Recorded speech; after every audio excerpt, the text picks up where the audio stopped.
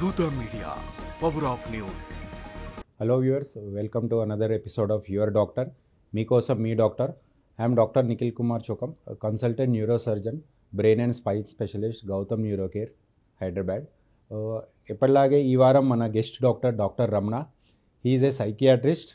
మనం ఈరోజు మన ఇంటర్వ్యూలో సైకియాట్రీలో చూసే మనం different type of diseases, drugs related కానీ, అడిక్షన్ ఎందుకు అవుతారు, అబ్సెసివ్ కంపల్సివ్ డిజార్డర్స్ లాంటి, సైజోఫ్రీనియా లాంటి చాలా డిఫరెంట్ డిజీజ్ రిలేటెడ్ గురించి మాట్లాడుకుందాం.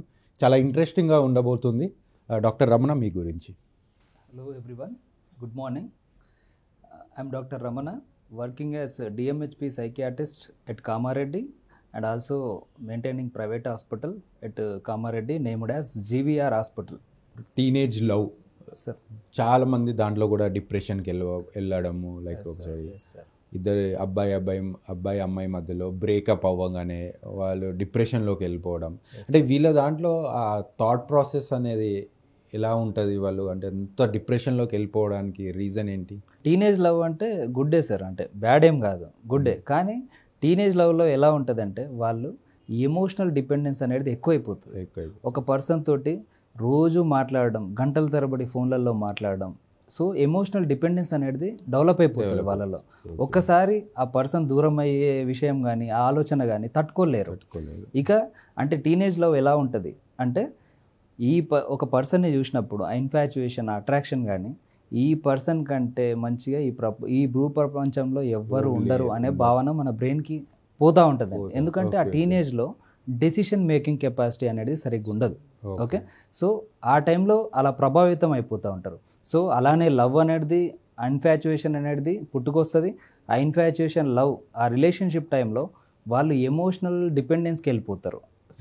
ఫ్యూచర్ తాలూకు మనం ఏం చేద్దాం ఏంటి అన్నది ఆలోచన లేకుండా మర్చిపోతారు. ఎంతసేపు మాట్లాడడం, ఒకళ్ళకొకళ్ళు డిపెండెన్స్ అనేది డెవలప్మెంట్ అయిపోయి ఇక మమ్మల్ని విడదీస్తున్నారు, లేదు ఈ పర్సన్ నాకు ఇంకా దక్కదు అనే భావనతోటి ఇంపల్సివ్ డెసిషన్స్ కానీ, లేదంటే ఫ్యూచర్ తాలూకు మోటివేషన్ కానీ ఏముండదు.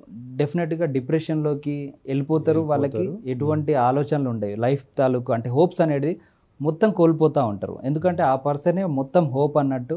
వీళ్ళకి ఏ మోటివేషన్ లేకుండా అదే రకమైన రిలేషన్షిప్స్ని ఎన్ని రోజులు మెయింటైన్ చేసేసరికి ఆ రిలేషన్షిప్ ఎప్పుడైతే కోల్పోతారో వాళ్ళకి ఆ ప్లెజర్ అనేది పోయి ఇక నాకు ఇంకా లైఫ్లో మంచి జరగదు అనే భావనతో ఉంటారు. ఫుల్ డిప్రెషన్, సివియర్ డిప్రెషన్లోకి వెళ్ళిపోతూ ఉంటారు. ఎవరు చెప్పినా వాళ్ళకి రియాలిటీ అనేది యాక్సెప్టెన్స్లో ఉండదు. సో టీనేజ్ లవ్ అనేది చాలా ప్రమాదం. టీనేజ్ లవ్లో సక్సెస్ అయితే మంచిదే. ఎప్పుడైతే మనం టీనేజ్ లవ్లో మన కెరీర్ గైడెన్స్ ఇవన్నీ చూస్తూ ఇది కూడా మ్యూచువల్గా బ్యాలెన్స్ చేసుకుంటామో అప్పుడు బెటర్ టీనేజ్లో. అది లేకుండా కెరియర్ మనము ఈ టైం ఇవ్వకుండా, ఈ లవ్లో ఉన్న వాళ్ళు ఏం చేస్తారు, కెరియర్ కూడా టైం ఇవ్వలేరు. ఎంతసేపు మన గోల్స్ని ఇవన్నీ పక్కన పెట్టి మన ఒక ప్రీషియస్ టైంని కూడా ఆపోజిట్ పర్సన్కే కేటాయిస్తారు. సో డెఫినెట్గా లైఫ్లో వెనుకబడే ప్రమాదం ఉంది. అదే రకంగా మానసికంగా, శారీరకంగా ఇబ్బంది పడే ప్రమాదం ఉంది. సో మనం ఎప్పుడైతే కెరియర్ని, గోల్స్ని ఫోకస్ చేస్తూ ఒక లవ్ రిలేషన్షిప్ మెయింటైన్ చేస్తామో అప్పుడే లైఫ్లో సక్సెస్ అవుతాం. సో టీనేజ్ లవ్ అనేది చాలా ప్రమాదకరమైన లవ్. ఎందుకంటే దాంట్లో డెసిషన్ మేకింగ్ కరెక్ట్ ఉండదు. ఎమోషనల్ డిపెండెన్స్కి వెళ్ళిపోతూ ఉంటారు ఆపోజిట్ పర్సన్ పట్ల. ఈ ఎమోషనల్ డిపెండెన్స్ వల్లనే డిప్రెషన్లోకి వెళ్ళిపోతారు. Hello viewers, please subscribe to Dootha media. For more updates, please subscribe Dutha Media.